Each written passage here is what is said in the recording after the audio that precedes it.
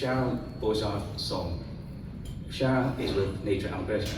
She's from northwestern Alberta, and she's president of Nature Alberta, a non-profit organization dedicated to being a strong voice and active champion for the greater appreciation and conservation of Alberta's natural environment. Cheryl is also a professional artist. She holds a degree in conservation biology and management from the University of Alberta and brings her collaborative vision and leadership skills to advance important provincial and regional conservation initiatives. She sits in an advisory capacity on an NGO Caribou Task Force related to the Upper Smoky Sub-Regional Plan. Welcome, Cheryl. We've talked a lot about protecting habitats, about 30 by 30, protecting protected areas on land, and a bit about marine protected areas. There's also the question of protecting the species at risk that call those areas home, and indeed species call their home in the other 70% of lands and waters that will not be unlikely to be subject to these kinds of protections. And I believe it was your figure that you quoted in Parliament that the rate of extinction around the world is 1,000 times the natural background rate of extinction, and some 1/3 of all the remaining species left in the world are at risk. I don't think you may have been the first person I ever heard to use the term the Anthropocene extinction to suggest that we are going through a sixth great global extinction, one that is not, however, caused by meteors hitting the planet or changes in axial tilt, but by bad political decisions. I'm going to turn things over to Cheryl, who has a question about species at risk. Very much, and thank you, Minister, for meeting with all of us today. I feel very honored to be in this room with all of you. Yes, I'm from the province that doesn't want to be named, so Alberta, but I will say you do have a lot of allies in Alberta, and Alberta is home to some of the most iconic and most beautiful wild spaces and wild places on the planet, and we have so many species and people who want to protect those places and those species. And for me, it's about finding common ground.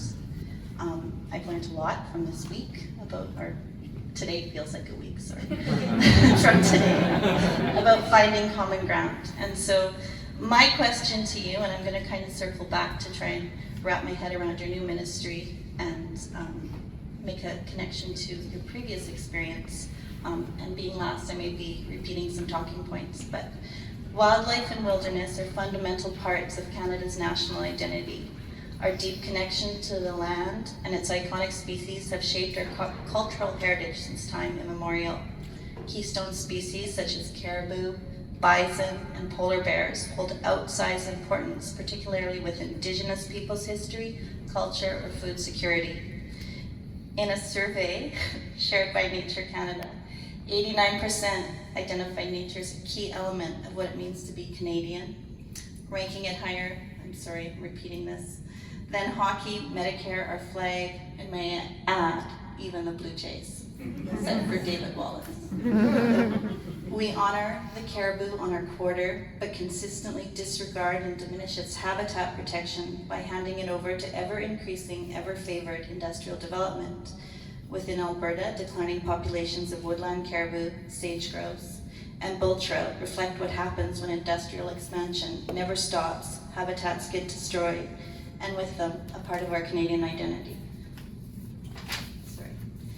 Species which have shaped our history and connections to the land are disappearing from our landscapes while recovery plans sit idle.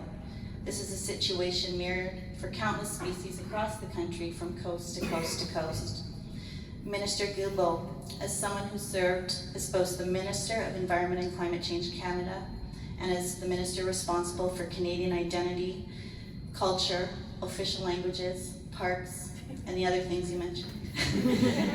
You understand better than most what's really at stake when inaction leads to the loss of iconic or culturally significant species.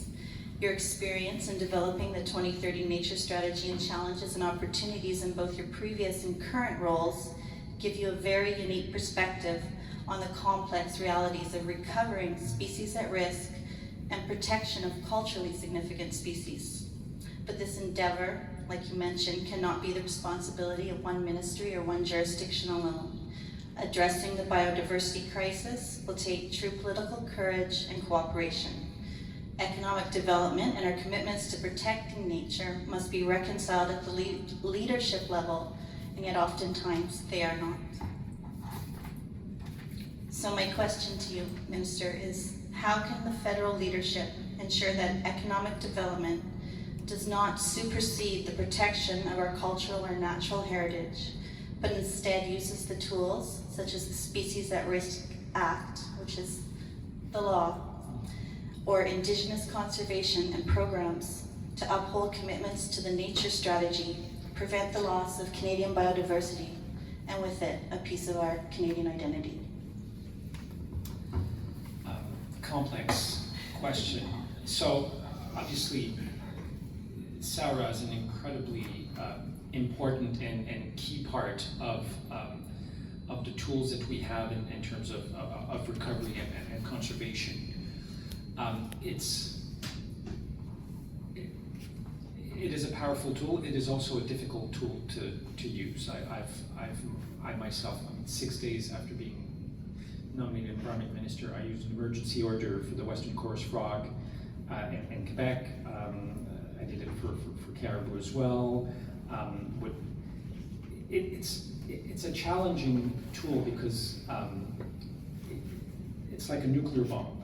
Like when you do that, the discussion with the provinces or territories where you use it are basically gone.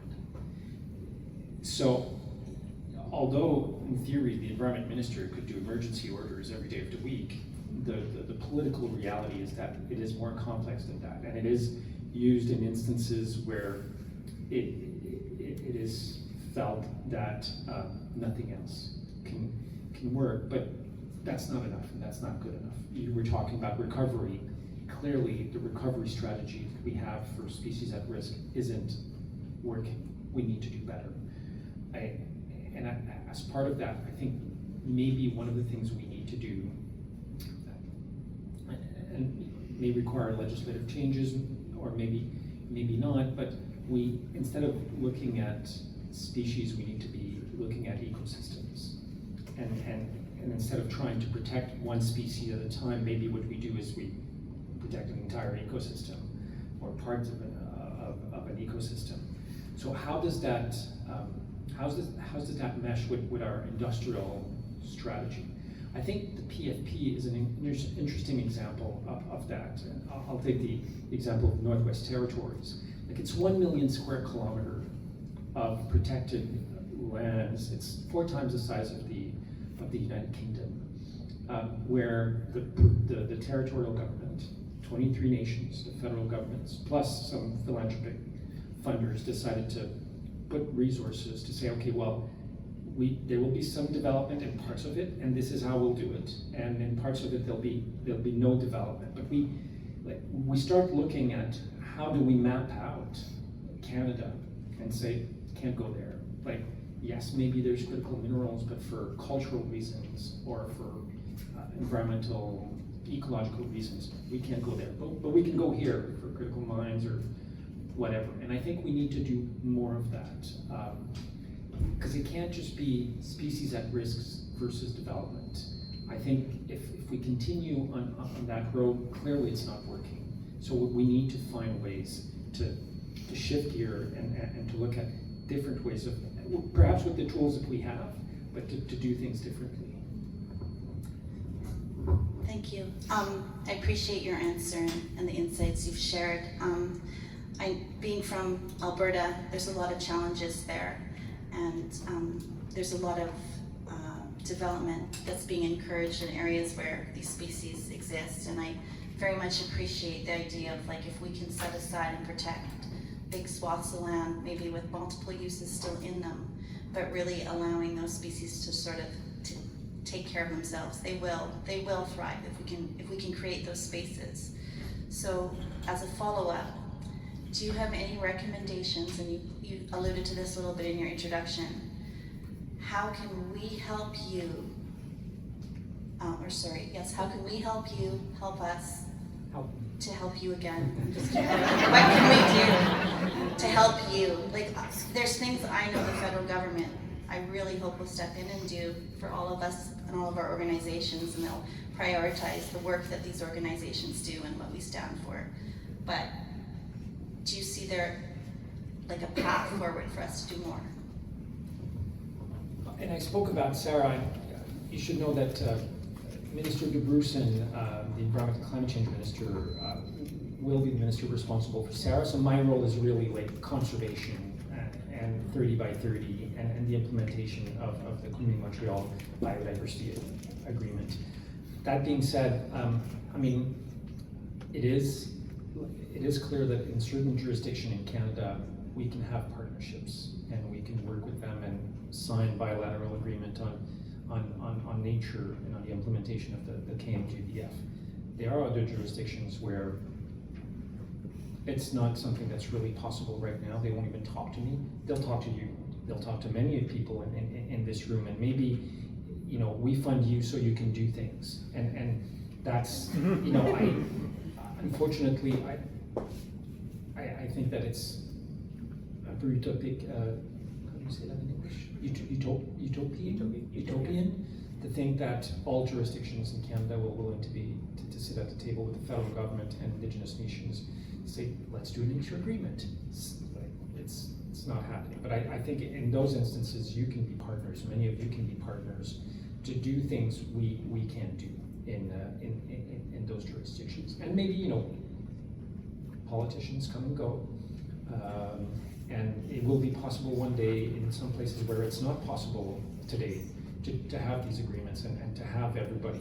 Like, I think, you know, what we did with BC 2 years ago, like, you know, all nations in BC, $1 billion of federal provincial investment in conservation. I would love to be able to do that and reproduce that across all the country. It's not possible right now. But let's keep, when we can't intervene, let's work with you so you can. Thank you very much.